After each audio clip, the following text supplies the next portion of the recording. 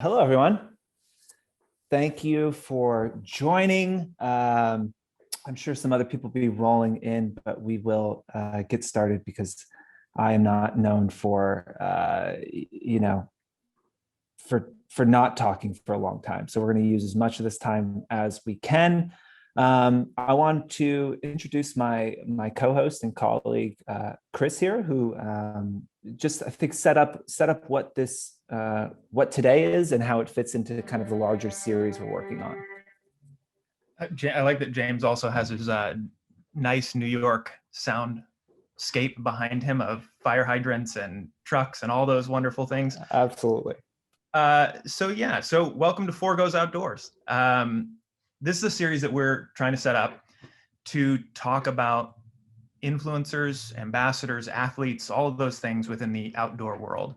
And over the next few weeks, our goal is to bring in some great personalities, people like Chris down there, who's all casual, looking good, buddy, as well as a number of other brands to talk about best practices. So the hope is that today we're going to have a great conversation to kick this thing off and talk about where the series is going to go and what Four's relevance is to it, and then talk to Chris as well. And in the future, we're going to talk to some great brands like Specialized, who has just cracked 1 million followers on TikTok. I'm sure some people in here don't have a TikTok, but that's okay.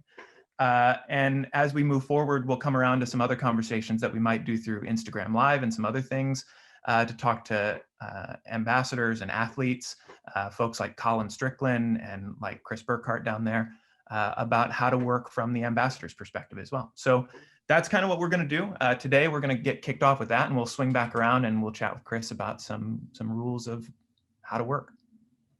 And before we jump in, Chris, just say hi because you're on camera. I feel like the people would like you to say hi. So thank you for joining.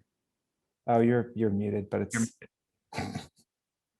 I'm better muted actually. Yeah, no, I'm honored to be here. I'm psyched to dive into it, and I've known both you guys for actually equal amounts of time, and I would attribute both of you as well to kind of getting me, back into riding bikes and exploring that deep and very important part of my life. So this is a really good conversation to have, and I think that this is there's sometimes a lot of mystery around how brands can work with ambassadors and or influential people in some capacity. And so I think just kind of peeling away some of those layers would be really helpful, and at least sharing from my honest perspective what's worked for me, what hasn't worked for me, where money has been spent poorly and where money's been invested really well. So to come on whenever.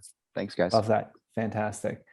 Yeah. So we're going to give a little background, and then we have a number of kind of rules that we talk about internally, and then that's when we'll bring Chris on and kind of talk about how he thinks about that. So let's jump in.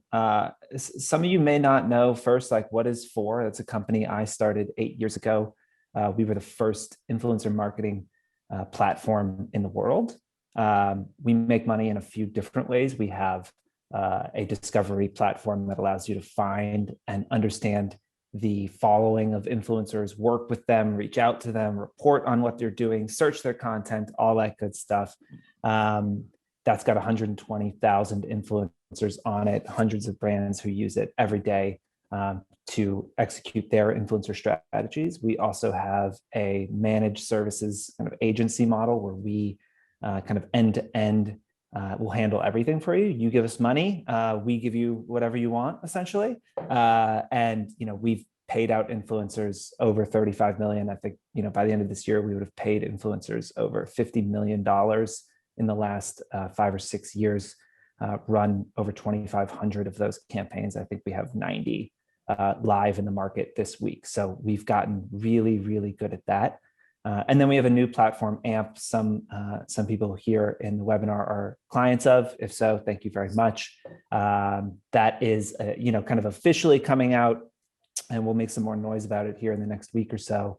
It is essentially a careers page for influencers, ambassadors. It's a way to, have people be able to apply to work with your brand. And, this is kind of a culmination of something that happened last summer, and we shifted from influencer marketing to ambassador marketing. And the reason was it felt like, what people considered traditional influencer marketing wasn't working anymore. It was too transactional.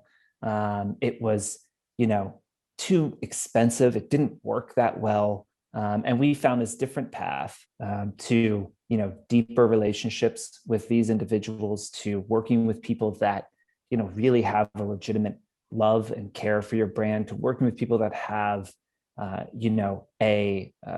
expertise in the space that people actually care about. And something we talk about a lot is that there's a difference between having an audience and having influence, and a lot of our job is helping clients find those partners that are going to really make a difference in their brand.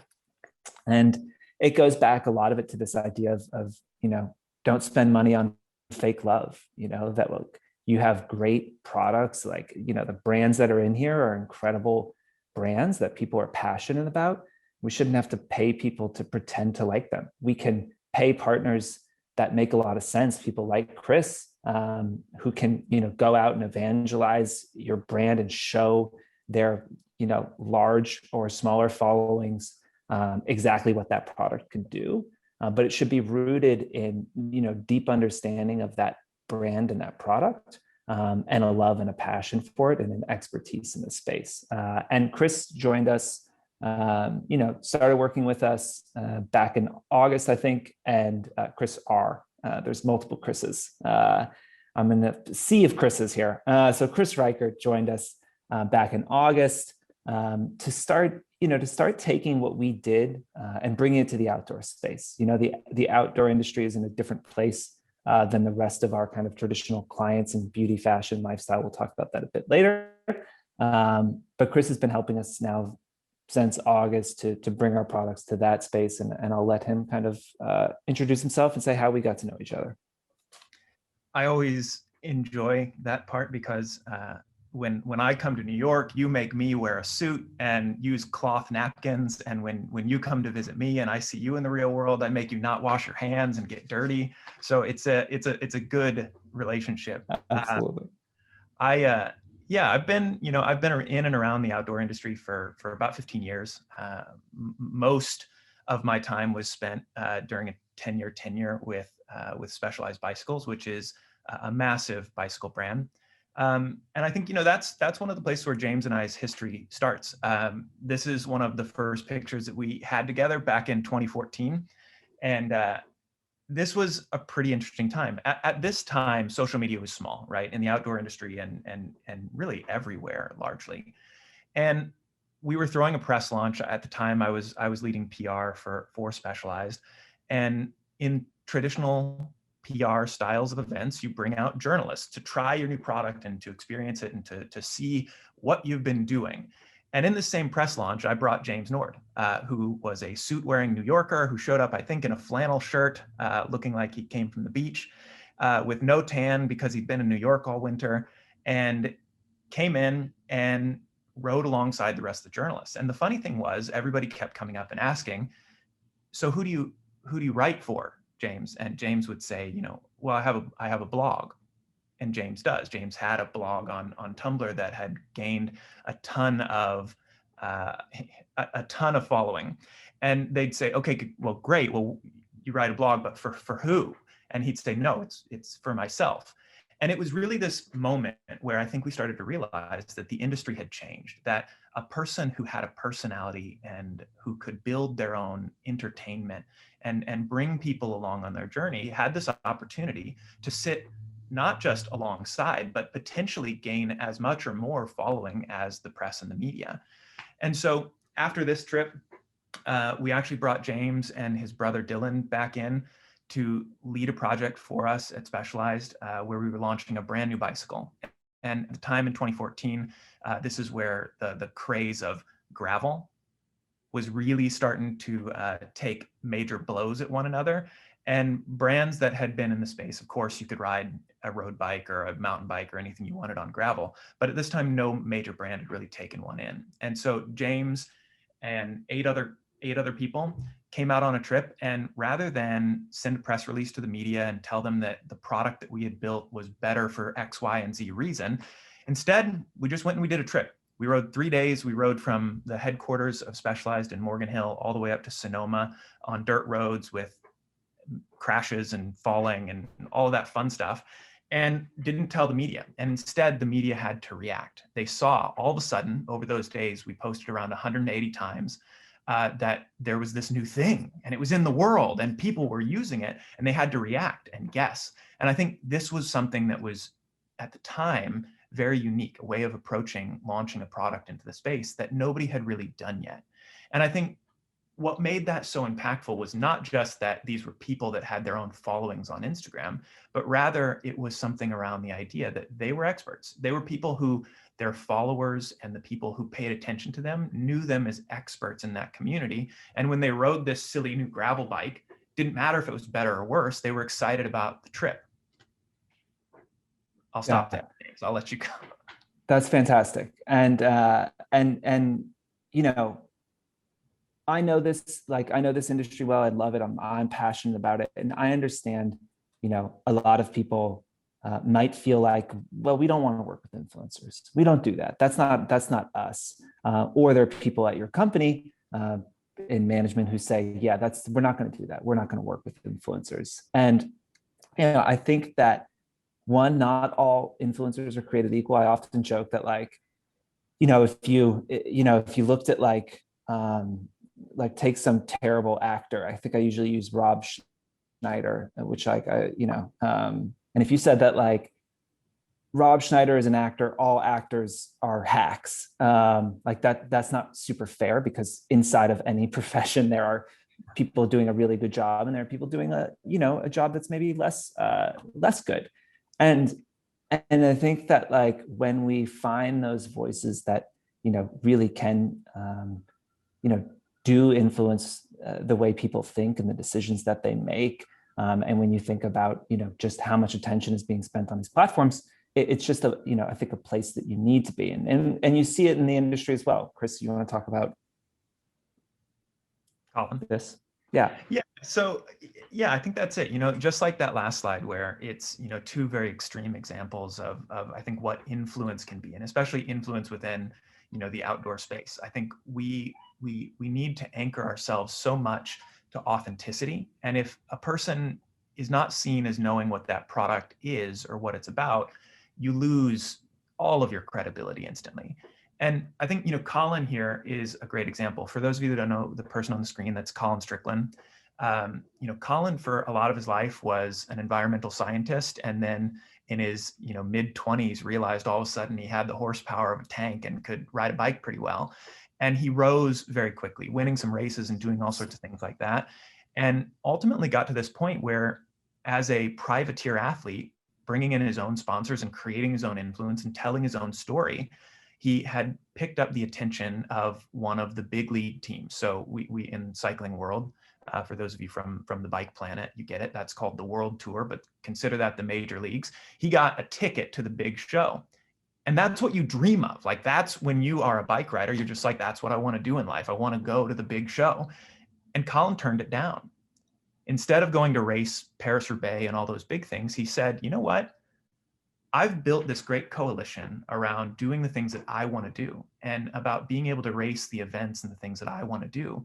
And as a result of that, he's the perfect, I think, assembly of sponsors and of support, of being able to promote products in a really organic and authentic way. He is this ideal person that can then speak very clearly to why he did this path.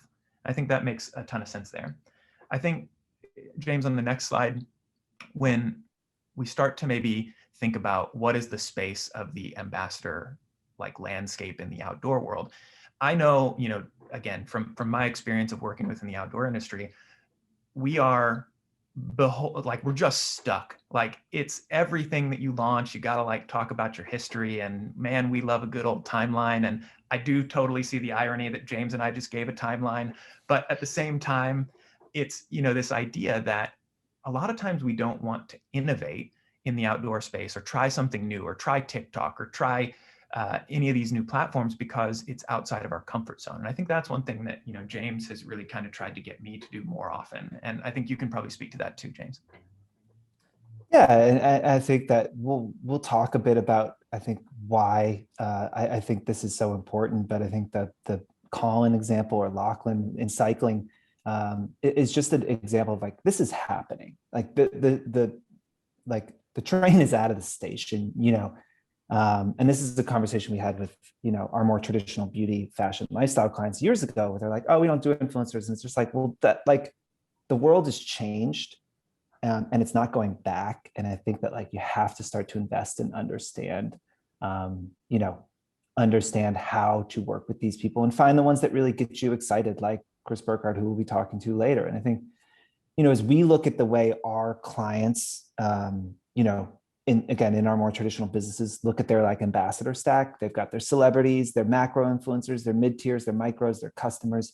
There are strategies for all of these. They're working with hundreds or thousands of people a year sometimes.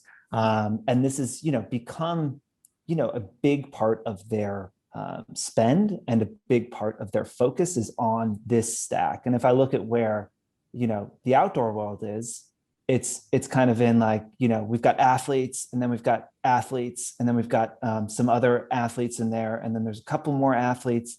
And then there's your buddies who like, you got to hook up. Oh, I got to hook up like Mike. Mike needs a bike. He can't pay full price, right? I've been a beneficiary of being in the buddy tier for a while. But I do think that things are changing. And so why should you care? Okay, so one is like, as I said, this isn't going anywhere. The world has just fundamentally changed. And I think that it's time to go to things. I just Googled first mountain bike in the world, and this is what came up. And obviously it's not that pretty, and it probably, doesn't ride that great.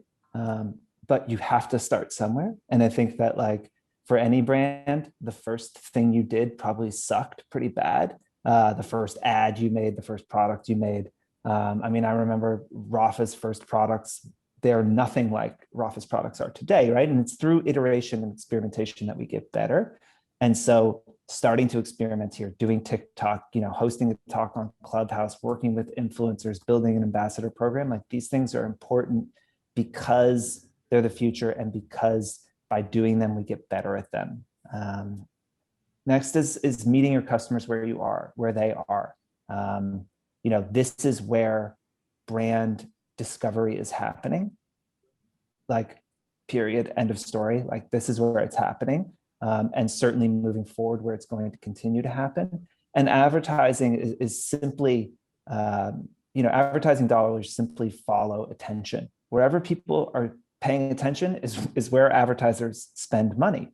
And overwhelmingly, people are paying attention to these social platforms. You've got, TikTok and Instagram, which, TikTok has, the average user is spending an hour a day inside of there. Instagram's 45 minutes. That is staggering, and you have to have a plan of how you're going to be there, from your own social strategy, of course, your paid strategy, your, the influencers, your paid influencer work, your organic influencer work, how you get your customers to talk about you, your athletes, all of that. But this is where your customers are spending time, and you have to be there in a big way. Another thing is to lead culture, you have to participate in it. And, great brands do first participate in culture and then step into leadership roles in that culture. And I think if you aren't participating in these platforms in the same way that your customers are, you're just going to come off like the old guy in the bar that's kind of creepy, that no one wants around anymore. That's trying too hard. You don't want to be that. I think that Specialized hitting 1 million followers on TikTok is great. They invested early. They are, doing things that the people that they want to buy their bikes are doing, and they're doing them well. And they're really investing in it. And I think that's really important. To speak to Specialized again, I think that the investment in Legion and that team, and saying first we're going to really invest in this cool, interesting, different team that is pushing the boundaries of what cycling culture is and what it means to be a cyclist. in this way that's really interesting and unique is so important. And it's showing up and participating first before you wave the flag and say, hey, we're leaders here. Another thing that's so important that you can do in social is seeding desire and validating your purchases. So it is an act of delusion to purchase a $12,000 bike. We know that in the same way that it doesn't make any sense to buy a $10,000 watch. And these purchase decisions, especially for these more expensive things, which a lot of y'all's brands sell, they're not rational decisions. And they're often made months, years, sometimes decades before the purchase is made. I remember talking to Porsche years ago, and they were like, oh, why should we be thinking about influencers? And it's like, well, because, the person that buys a Porsche probably made that decision when they were 14, not when they were like 45 and feeling a little old and feeling like it's time to regain some of my youth. It was when they were 14 and they had the poster on the wall, and this is the new poster, and we need to be working with people who are speaking to those new audiences. And they think, when I have the money, I'm going to buy this. When I can finally afford to, I'm going to do this. And then the next thing is, once you've bought that and you've spent that money, how do you know you're cool? How do you know that you did the right thing? How do you know you're not going to show up to the group ride and people are going to be like, oh shit, you're wearing that? That's not right. This is what people want. They want acceptance. They don't want to be losers. And seeing the product that they bought being used by cool people that they look up to is huge. It says it's okay. You're cool. You don't have to worry about it. I know you're a dentist. You're a cool dentist, and this can do that. So that is why I think this is also important. Hopefully that gives you a sense of where we kind of feel like the industry is. And now I want to have Chris come in off of no video and see your lovely face, Chris. And why we wanted to bring Chris on is because I've been following Chris for years, and I just think there's not many people that do it as well as Chris does. When I think of how an ambassador should be using a product and talking about a product, it really is gold standard. It's funny, I had to think I can't even think what brands he works with, because it all feels so natural. None of it feels weird. And when influencer marketing is bad, or ambassador programs are bad, that's when you go, oh, wait, why are they talking about that?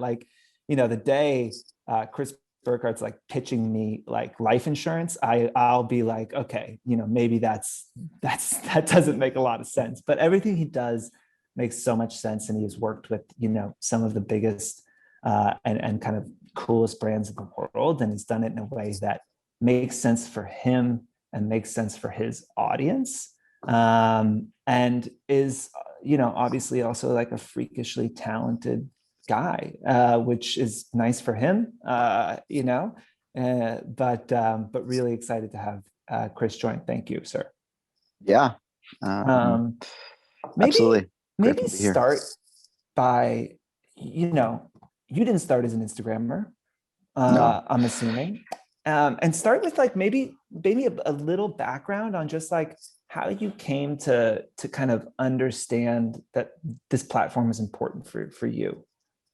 That's a great question. And to be honest, I have so much I want to say, time permitting, and I have so much I would love to dive into. You guys touched on so many important topics, so many things that I was like, oh man, that's I've touched on this in a presentation here or there. And to be honest, I think that the biggest challenge that I've seen for most people and brands coming into this space is that, at least from my experience working in an editorial background for magazines and then working in a commercial setting for brands, that was my foray into photography. I started using Instagram maybe 5 years ago.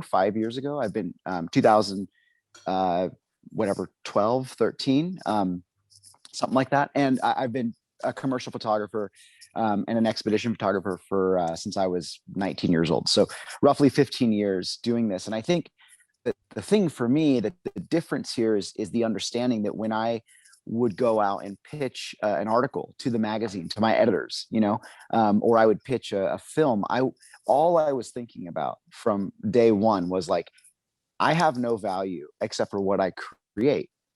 And if I'm going to access this $1, $2, $3,000 for some like trip to Russia or wherever it was, I had to show something for it. I had to provide images or video. So the ROI, the return on investment, was always built in. And nowadays, that's just the way that I'm operating, and that's the way I've always chosen to operate. And so it comes more naturally for somebody like myself, who has that commercial experience, to kind of be thinking about that ROI, be talking about it transparently, as opposed to, I think a lot of people within this influencer space, they get into a little bit of hot water where the brand doesn't know how to judge it. You've created amazing software that does that. That's the whole point, right? And I think that's the biggest struggle, is like, in what capacity does the influencer, the person who's getting paid, feel a responsibility to make this work? And so I think really that's kind of like,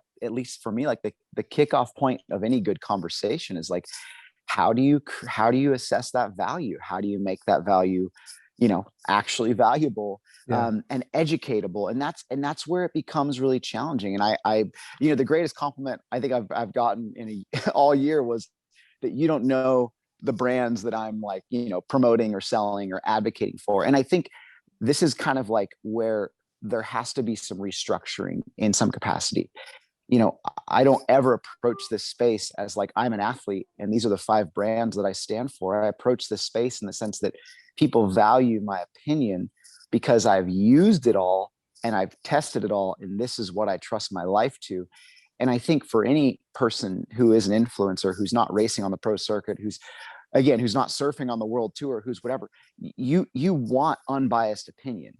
And so I've even had brands be so cool and so open to be like, hey, can I share a competitor's brand and give an honest review of these 2 products side by side? And as where normally they'd be like, oh my gosh, I don't want to see any of that and whatever.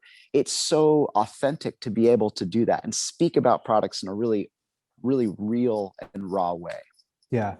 And I think that's like perfect segue into, a couple of these rules, which we've created for just that, like to say like, how is this done well? And what are some of the rules we use? And the first one I think that you just talked about is we say that like, you either need to have love or a story, meaning you have to be an ambassador for a brand, you either have to have loved this brand already, or by the time you post about it, understand it and love it, or you have to have a good story that lets your audience know why this is an authentic thing. And storytelling is obviously so central to what you do.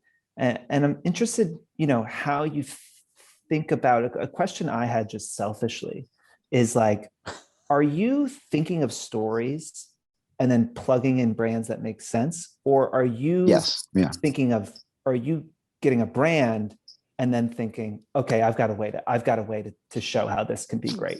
Yeah. I mean, you nailed it on the head. It's always about the story. The story is everything. The story is what people emotionally connect to. And I'm sorry to say, and I don't know who's on this call, but the story is often not that it's 30% lighter, that it's 20% faster. Nobody gives a shit at all. I certainly don't, because I'm not a super tech savvy nerd. I'm here to like share an honest perspective. And if that product can help me to experience something deeper, excellent. And I know this is the biggest hang up with brands all over the world, is that you have a budget. Me and Chris have run into this, Reichert have run into this a lot. It's like, there's a budget allotted. That budget allotted is within this certain vertical, and that vertical is to promote X product. And there's unlimited budget for that one thing. But the problem is that the moment somebody kind of rogue comes in and says, hey, I have this idea, it's totally unrelated to your product release, it's totally unrelated to all your marketing initiatives, but it'll tell a really deep and meaningful story, and the outlet is my channel or this distribution platform or whatever. It's really hard for people to get their heads to be wrapped around. And I guess the analogy that I want to make here is like, when I've taught, social media courses to Fortune 500s over the years and whatnot. I've often explained that for me, it's not about the photograph. It's about what I have to say about the photograph. Every image that I'm sharing or posting, it's the words come first. So there's a story attached. And then I find a photograph or I find an image that helps to portray what I'm feeling, because the feeling is everything. Yeah. And I think that that's just an integral part. And again, I don't expect everybody to operate in this way. This is just what's been ingrained in me because I come from a magazine background, and it was always about the story. If I couldn't pitch a good and interesting idea, it wouldn't get picked up. Yeah. Or you could just sit there and wait on your hands and be like, I hope that the brand picks me for the ad campaign. I've often found that the most successful projects I've ever done have been where there's an interested party and they are willing to create something with me. And in fact, my barrier of entry always for anybody that's going to actually want to be involved and not just like share organic product is like, if you want to create something with me, I will, we're always going to overpromise, so we're always going to over deliver, right? Because I'm invested and it's something I'm passionate about. And that's the best way to get, your bang for your buck is to allow somebody to bring something to the table and work with them on that. Yeah, absolutely. And I think that goes into this one, our third rule that we have in our 10. We're only going through, I think, 5 today that I felt makes sense for might this. Be good to note that it's not in order here. We picked 5 of these rules, and so they're out of order. Exactly. Yes, you need to like have a story, right? But like this happens a lot in our space where like a brand will send an influencer something and they'll get it on a Thursday night and they're like, cool, the post needs to be live on Monday or on Friday, And it's like, wait, well, but this is a skincare product that takes 2 weeks to realize the benefits. And how can I talk about it if I haven't used it? And I wonder for you, how important, like how you think about your audience and the things that you tell them that you like. And if you feel like protective over them and just like as a new product comes in, if you haven't used it, do you say yes if you're excited about the brand? Like, how do you think about that? Yeah, this is such a great question too. I would say first and foremost, everybody knows you have to be excited about the product if you want to be really authentic, if you want to care. The one thing I tell people usually is like for example, right now I'm doing an engagement with with Nissan rather. And I was like, listen, like you tell me when this schedule of posts has to happen. I need that vehicle. I need that product like 2 months ahead of time. Why? Or I'm not doing it. I don't care how much money it is. Why? Because I want to seed this into what I'm doing so that when it hits a screen, it's not abrupt. I mean, I've had people asking me about how it drives, what it's like for the last 2 months, because I've been driving it to Mammoth to go skiing and driving it on bike trips and whatnot and driving it off road. So the whole point is that although that's more work on my end, that's what keeps something authentic is that, yes, you're using it every day. You're showing yourself using it. You're showing maybe even imperfections in what it is and what you're really just trying to integrate it into your life. And I would say this is just like my own rules, but like if I was a brand and I was going to offer somebody a product they've never used, again, a bike computer or whatever, who knows what it is. If they were immediately like, they've never used it and they're like, yeah, cool, I'll post about it on Monday, I'd be like, oh, put the brakes on, hold up. Like you don't even know what this product is. That shows me that person isn't that connected to their audience and isn't that connected to the just the stark contrast that's going to happen when all of a sudden there's a new bike or a new computer, who knows what it is, a new product of some kind that they're now endorsing. To me, there's a big red flag that's raised there.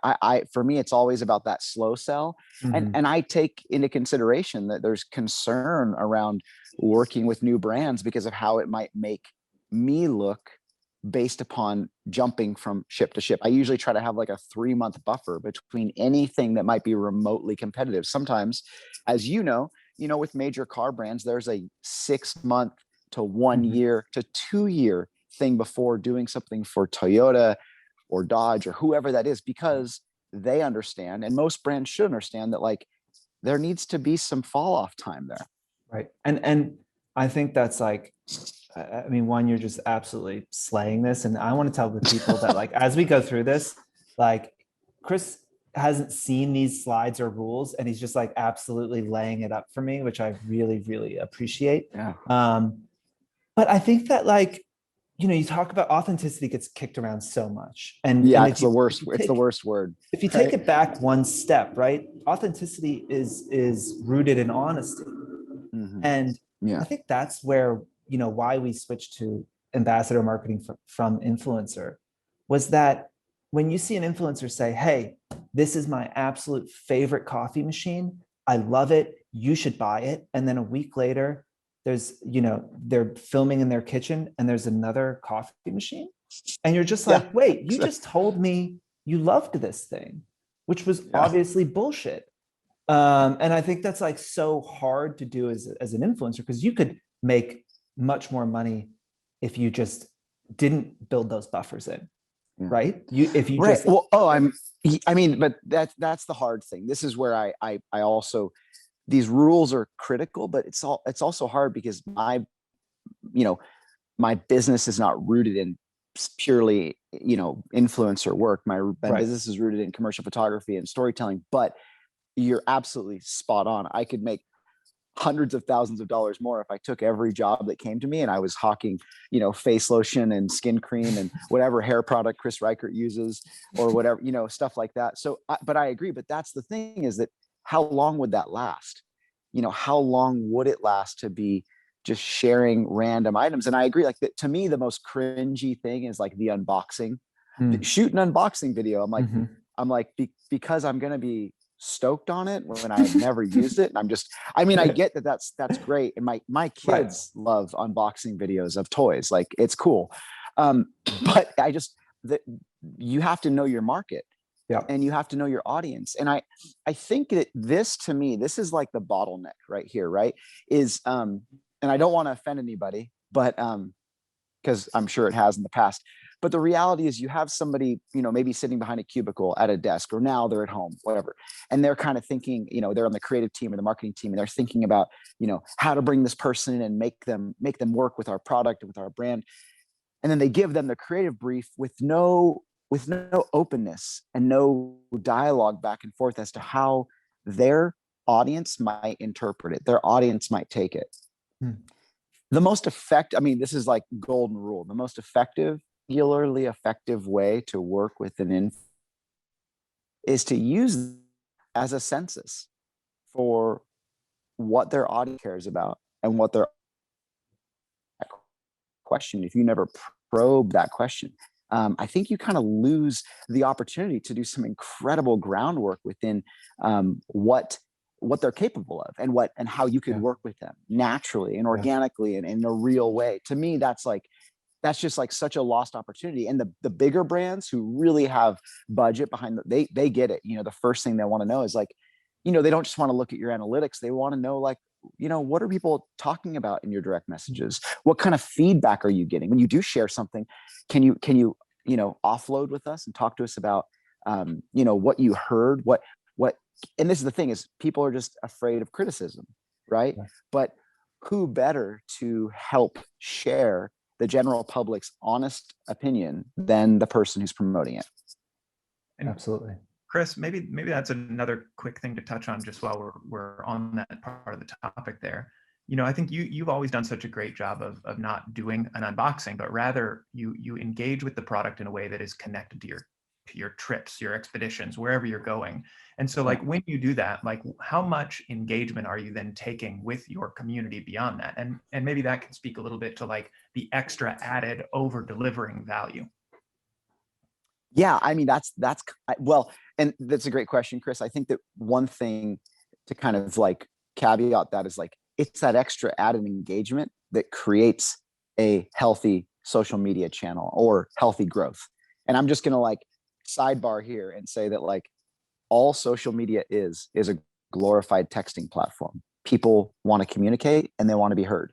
And if you like open the door and you blurt out some message, and then before anybody can respond, you just close the door, like that's basically a surefire way to have absolutely terrible engagement. So point being is that my time is better spent on social media, engaging with other people, talking to them, looking at what they're interested in, communicating, showing that I care. And as opposed to just like trying to post, share. It's not about that. The reason why I think that the activity within my DMs, what you don't see, what the brand doesn't see, are so healthy is because people know I respond. Like if you reach out to anybody that follows me and say, have you ever shot Chris a direct message? Has he ever responded to you? Yeah, he has. I asked him a question about this product, and he actually took the time to like, communicate back. And I was like, that's something I really love. But point being is like, that's where the extra time, the extra added measure, the extra care kind of comes in, the over delivering in some capacity. Because when you are using that product and you're showcasing it, you're naturally going to get questions. And I would also like, I have a lot of friends in this space who have a really healthy following, and they're like, yeah, I've never opened a single direct message. I would be super concerned about working with somebody like that, because either they don't want to take that criticism from their user group, or there's a disconnectedness to, and I think that's the key thing. I see that as incredible value. Knowing what people want allows me to serve them better, and knowing what people want allows me to serve my clients better. And so thinking about this, like, this is my brand and this is my marketing department within my own thing. And what information am I taking from these people and offering it to the brand in a very healthy and safe way? Like, how am I doing that? I'm not Google here, I'm not, downloading their search history, but I'm having a real conversation with them and I'm learning from them. And that is information I can offer to, the bike brands of the world or whomever, you know what I mean? Yeah, absolutely. And I think you've touched on a lot of these, and this is one, like, again, like in our world where you're talking about, $1 million RFPs and big money, and like, the briefs get really intense, and the brand is spending money on this, and they want you to say, oh, but can you mention the new suspension on that car, please? Because like, that's really, really important. And I think that like I've always been interested in, you obviously take, incredible photos, but I follow you for the captions. And I think that like you put a level of effort into the captions that a lot of other visual artists wouldn't do. And I think that's where so much of the value of what you do is in your writing, actually. And how do you think about writing and captions versus the image? I know you touched on it briefly before. Yeah, man, that means a lot. Truly. I thank you for that. I would say, to be transparent, social media is the place that you make your own quotes. If I was to go on there and share a beautiful photograph and just say, hey, James, the mountains are calling and you must go, I would hope that you would slap me across the face, because that's just me stealing something from somebody else. And I think that for me, knowing the power of words, having been grateful and lucky enough to speak on the TED stage, and understanding that ideas are worth sharing, which is their mantra. I understand, okay, well, if this is my platform to share ideas, to share thoughts, why wouldn't that be valuable? Why can't I get my message across in that way as well? If you're using just the image-based portion and you're totally foregoing, the captions, and what you're writing, you're only giving yourself 50% of what's there. And again, these captions don't need to be these like super heartfelt, emotionally driven things. There are brands, like Specialized. They have great captions in some of their social media stuff. Like, it makes me laugh. I love it. Red Bull is another example. Like, whoever their copywriters are for Instagram, they do a good job. They engage me, and it doesn't need to be crazy, like meaningful and heartfelt.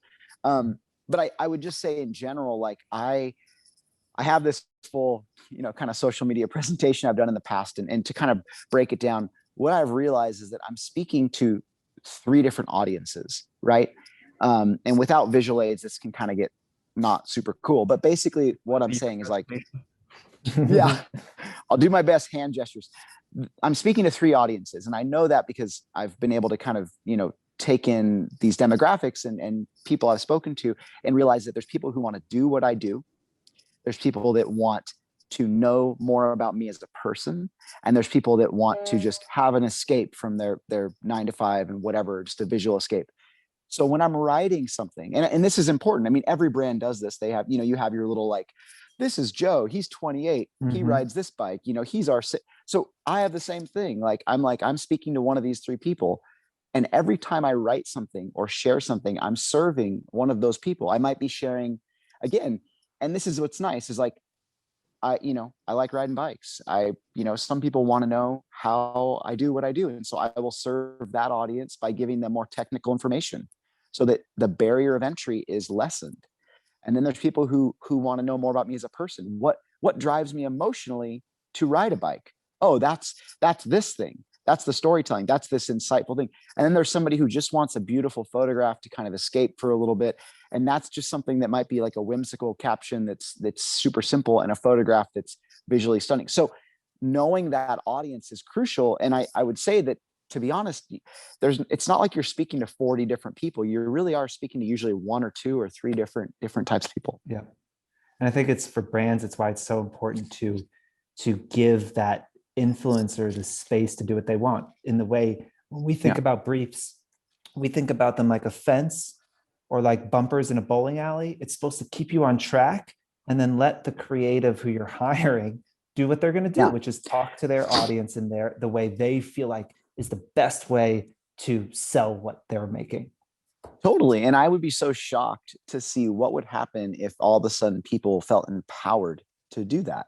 If you didn't, give somebody this box with the product and say, thank you so much for being one of the first to receive this. Please post by this date, use this hashtag. Here's the talking points. If somebody, like, when you're writing that email about receiving this product to that influencer, to say like, do you have any ideas of how you might want to share this? Like, is there somebody like, or a message you might want to share about this? When is a good time? Just opening up that dialogue to find out what their ideas might be. To me, that's always super empowering. And I always like love a brand that's willing to do that, because they're like, well, they respect my creativity. And to put this into like layman's terms, if I was a photographer who simply just had a camera and I was hired for anything, my career path would feel pretty meaningless. But if you're hired because you bring something to the table, you have a creative vision, and people want to collaborate, it makes you feel way more empowered. And so you have to think about people in this space, 10,000 followers, 100,000 followers, whatever. They kind of just feel like, fish in a like salmon pond that are just getting fished out. Like they're like, hey, it's just numbers are numbers. It's irrelevant. I just want this to get out to the mass audience. Like, to me, that's not the way I like to work. And I really hope that there's more value kind of put on the influencer as a person. And I think that's kind of what you guys are advocating for, really. Yeah, absolutely. And I think we talked about this, and we've got 7 minutes left. And I think we could go for another hour. So yeah. I think, we've talked about this one, that like I assume would never take a deal where they were just like, hey, can you just post about this once and then never again? Yeah. I mean, I'll tell you what, I have done that, and I regretted it because it was poorly done. It was executed out of the goal of making money, as opposed to telling an authentic story. And I'm just sharing this because this is how you learn that doesn't work. The backlash that you receive from something like that is atrocious. It's terrible. And it makes you question why you do what you do. And there is an actual period of time where you're like, oh man, I hope that disappears. Let me post a bunch of other things so it kind of goes down. But I've also seen that in, like, I've made books, or I've made films, or you work on projects that don't hit the mark, right?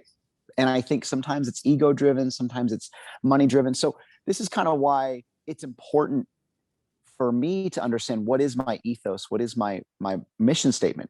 I, as an educator, photography educator, and somebody who's taught workshops all over, I often ask photographers, I'm like, hey, like, how many of you want to work for Nat Geo? Okay, well, if you can't tell me their mission statement to inspire people to care about the planet, you should not work for them. Like if you're raising your hand because you want to work for them, but you have no idea what they stand for, shame on you. I don't want to work for a brand. I don't want to represent a brand that I don't know what they stand for, or I couldn't come up with that. So I think in my mind, that's kind of getting back to what it's responsibilities on the brands end and responsibility on the influencers end. Like every brand should start the conversation by saying, hey, this is our goal, to get more people on bikes or to get more people in the ocean or to get whatever. And like, if you can align with that, let's find a way to share that. And I need to make sure that aligns with me. Right. So I think like that's kind of more of I guess a more personal, spiritual way of looking at this, but it's important to consider. Absolutely. And this last kind of point we have, I think you talked about, it's funny how much we speak the same language on these things. Like, end of the day, I think a lot of people think of the relationship, like I'm working with an influencer. It's like, oh, this is a relationship between the influencer and the brand, but it's actually a relationship between the influencer, the brand, and the audience. And we have to make sure that post is valuable to that audience. And similar to what you say, we always say it has to inspire, entertain, or educate them. And if it's not doing one of those things, then it's self-serving and it shouldn't be posted. I'm not trying to spend my life adding noise to a world that's already noisy. We want to like put valuable things in. And I think that's an incredible point. And that is kind of your three audiences right there. Like it's one of those three. I oftentimes ask a brand, like, you came out with this new product. Every time I think about a new product, I think it has to either solve a problem or answer a question, because those are the two things that I want to address if I'm sharing that. If you can just break it down into those two things, we made this because it solved this problem. We made this because it answered this question. Ultimately, it makes life so much more simple. And instead of all this like communicative jargon that people don't really understand most of the time. Yeah. I now just want to make sure if there's any questions, you can throw them in the QA or chat. I know we only have a couple of minutes, but there's one in here about, I think what's kind of what we talked about a bit, it's like you're switching sponsorship. And I guess like if you are talking about a new brand and you like, let's say you've got a really great relationship with Sony, right? And let's say, you wake up and you say, you know what, I'm going to make the switch to Canon or something. Like, would you address that? How do you make sure, other than just time, that there's authenticity there and it's not like, oh, you're just being paid by someone else now? Yeah, that's such a good question. And it's really challenging. I mean, yet at the same time, here's what I would say is like, in the end, truly for the customer, the consumer who's not, again, I like the bike example because a lot of people understand, who's not on the world tour, who's not racing the crit scene, who can't hang on Chris Reichert's wheel. What are they there to do? They're there to have fun. They're there because it brings them joy. So in the end of all of this, who freaking cares if like for a camera, if it's the megapixels or less, or the sensor is whatever. Like I heard this example a long time ago and it really, really stuck with me. If you've been to Outdoor Retailer, the trade show, the big outdoor trade show, that any booth you walk into, any brand, the Marmots, the North Faces, the Black Diamonds, that the barrier of entry is that they have to make a jacket that's waterproof. Do you really trust that one of those jackets is not going to keep you waterproof? Do you really think that there isn't a road bike made from every manufacturer that is going to get you from point A to point B, or do great on the group ride, or be fast and light and compliant, whatever, all these keywords? No, in the end, it's about the product that inspires the most joy.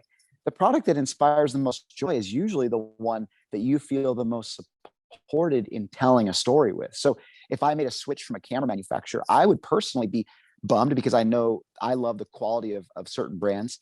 But if I was like, you know what, like they're supporting this incredible journey that I'm doing, or this incredible expedition or whatever, people are going to really like, they're going to hone in on that. They're going to see the authenticity of that excitement, of that joy. And when a product can do that, you can't argue with it, because that's the truest sense of like something being valuable is, does it make your life in some way happier?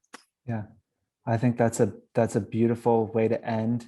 And I hope that people, leave feeling inspired and feeling like, if you aren't doing this work, that it can be fun and collaborative. And, there's now billions of people using these platforms, and there are a lot of amazing stories out there, and a lot of amazing people that are talking on these platforms. So I hope that you all get out there and do it. And Chris, thank you. Chris is paid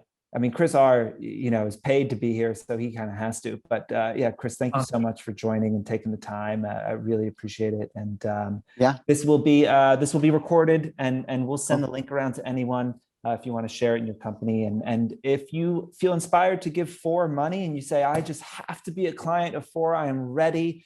Whatever you're selling, I'm buying. Reach out to Chris at FOR.co, and he will make all of your dreams possible. Very briefly, as we're getting off here, Chris, thanks as well, and James, thanks for steering the ship here. If anyone does have any ideas on other guests you'd like to see on this, totally open to it. It's Chris at FOR.co. Reach out to me there. Chris Burkard, you and I have already chatted about this as well, about coming back and circling around to another conversation that's maybe more from your perspective as an ambassador, as to how do you approach a brand. So those conversations will come out on Instagram, or we'll bring some more out on this. And if you're in the email list, we'll talk. Love to do that. These types of conversations are fascinating to me. I love hearing what brands' specific challenges are and how to address those, because I find myself nowadays more as of a middleman, having been in this space, trying to kind of influence younger influencers and help them with this work, and again, work with the brand side of things. So I appreciate the time today. Thanks for letting me have a voice here. And absolutely. Cheers, and you can always DM Chris. He will answer. He said it here. He promised. So just send him a DM. Thank y'all so much. Have a good day. Bye now. Cheers.